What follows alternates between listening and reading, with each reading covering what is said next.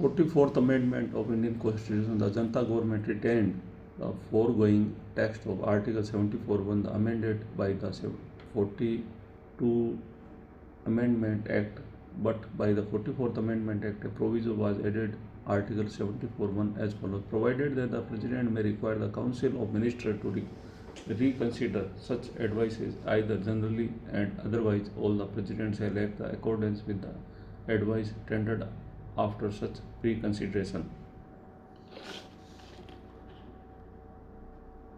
The net result after 44th Amendment, therefore, it is the except in certain marginal cases referred to by the Supreme Court, the President shall have no power to act in his discretion in any case.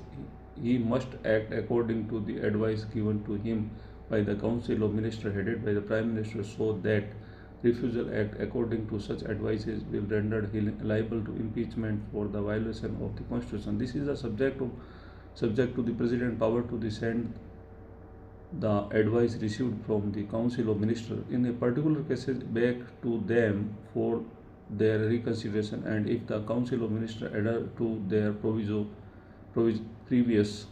advice, the President shall have no option but to act accordance with such advice. The power to return reconsideration can be exercised only once on the same matter.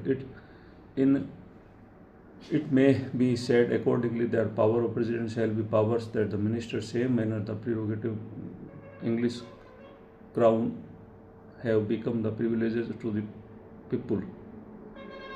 In inquiry into the powers of the Union government, therefore, the presupposes in inquiry into the proviso in the Constitution which vest power of function in the President. The various powers that are included within the comprehensive expression executive power in a modern state have been classified the political scientist under the following heads: administrative power, the execution of the law, the administrative and department of government; military power, the command of armed forces conduct the war; legislative power, the summoning of prorogation of the legislature, initiation of the assent to legislation and the like; judicial power, the granting the pardon, reprise to person convicted to crime. Indian Constitution by the various provisions vests power in the hands of President under each of these heads, subject to the limitation just mentioned. The administrative power, in a matter of the administrative not being the real head of executive like the American President, the Indian President shall not have any administrative function to discharge, nor shall have that power of control and supervision over the department of the government as the American President possesses, but through the various departments of the government of the Union will be carried on under the control of responsibility of the respective minister in charge. The President will remain the formal head of the administration, and the such executive action of the Union must be expressed to be taken in the name of the President. The only mode of ascertaining whether the order instrument in the made of government of India will be to see whether they expressed in the name of President and authenticated in the such manner may be prescribed by the rules to the made of President. Article 77 for the same reason, all contract assurances property made on the behalf of Government of India must be expressed to be made by the President Executive in such the manner as the President may direct to authorize. Article 299. Again, though he may not be real head of the administrative, all the officer of the Union shall have the subordinate Article 53(1), and he shall have a right to be informed of the affairs of the Union. Article 78(b). The administrative power also include the power of appointment and name of the high dignitaries of the state. Under our Constitution, the President shall have the power to appointment Prime Minister of India, other Minister of the Union, Attorney General of India, Comptroller, Auditor General of India, the judges of Supreme Court, the judges of the High Courts of State, the Governor of the Commission to Investigative Interference with Water Supply, Finance Commission, the Union Public Service Commission and Joint Commission for the group of the states, the State Election Commission and other members of the Election Commission, a special officer for the scheduled caste, scheduled tribes, a commission to reports of the administration of scheduled tribes. A commission to report on the administrative scheduled tribe, a commission to investigate the condition of the backward classes, a commission to the official language, a special officer for the linguistic minorities. In a making some of the appointment, the president is required by the constitution to consult person other than the minister as well. Thus, in the appointing the judges of the Supreme Court of the president shall consult the Chief Justice of India, such other the judges of the Supreme Court and of the High Courts, and he may be deemed necessary. Article 124(2). These the condition will be referred to the proper places connection with the different offices. The President shall have also the power to remove the minister individually. The Attorney General of India, Governor of the State, the chairman or the member of Public Service Commission of the Union or of a state, report of Supreme Court, the judges of Supreme Court, the High Court, Election Commissioner on the address of Parliament. No spoilation. It is to be noted that besides of the power appointing the above specified functionaries, the Indian Constitution does not vest in the President any absolute power to appoint inferior officers of the Union, as it to be found the American Constitution. The Indian Constitution thus seek to avoid undesirable spoil system of the America, under which about the 20% of federal civil offices are filled in by the President without consulting the Civil Service Commission, and as a for reward for party elegance. The Indian Constitution avoids the vice of the above system by making of the Union Public Service Commission a part of the President consults the Public Service Commission in a matter relating to appointment Article 323, except in certain specified cases. If in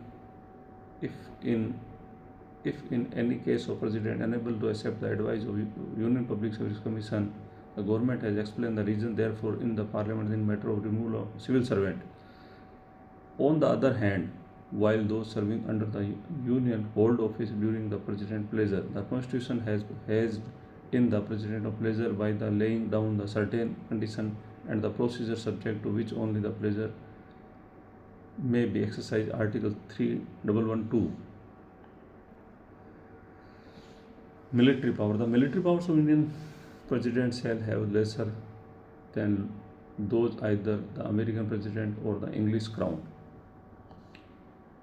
The supreme command of the defense forces of course vested in the President of India, but the Constitution expressly lays down that the exercise of the power shall be regulated by the law. Article 53(2).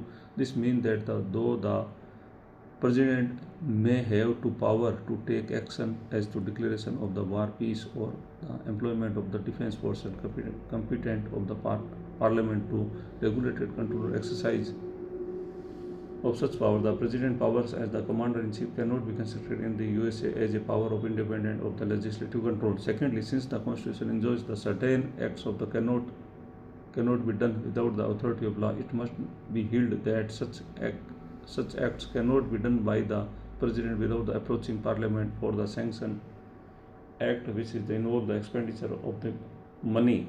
Article 1143, such as the rising, training, and the maintenance of the defense force. And diplomatic power. The diplomatic power is a very wide subject and is sometimes spoken as the identical with the power for the foreign or external affairs, which is the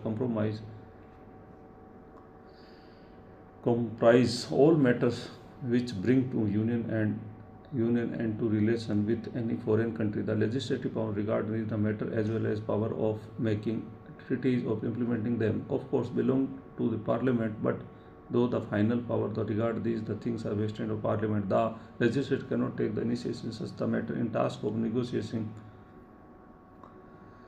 treating and agreement which the country subject to ratification by the Parliament. Thus the belong of President acting to advice of this minister. Again, though the diplomatic representation subject of legislation belong to the Parliament, like the heads of other state, President in India will represent India in international affairs, will have to power the diplomatic appointing Indian representatives of the country such as receiving diplomatic representative or other state as recognized by the parliament.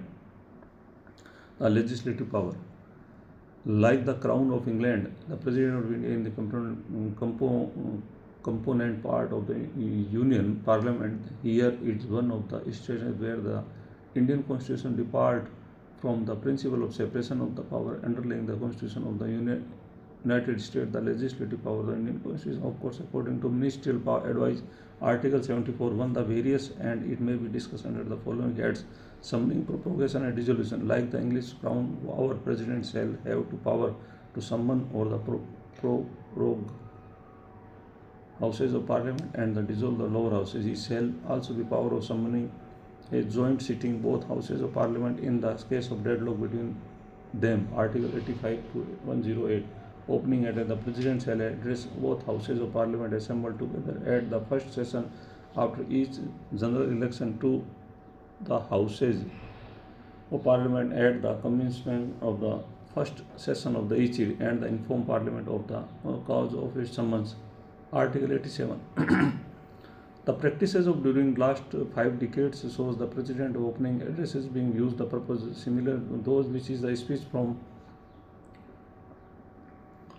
the throne. The use of England which is announces the programming of the cabinet and session and to raise the debate as the political outlook matter of the general policy of the administration. Each house is empowered by the Constitution to make rules of allotting time for the discussion and matter referred to in such addresses and the procedure of the discussion over the other businesses of the houses. The right to address and to send messages. Beside the right to address a joint sitting both houses at the commencement of the first session, the President shall have right to address either house of other joint sitting or at any time or to require to the attendance to the members of purpose. Article 86(1). The right to is no doubt borrowed from the English Constitution, but there is not exercised by the Crown except on ceremonial occasion. Apart from the right to address, the Indian President shall have to right to send messages to either houses of Parliament, either the regard of any pending bill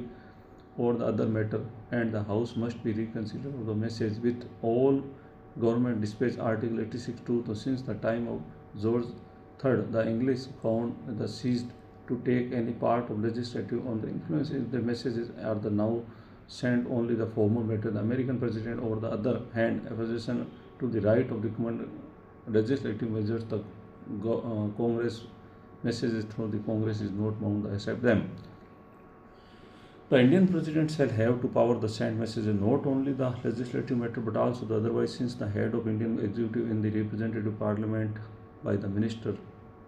Powers given to President to the send messages regarding legislation appear for the superfluous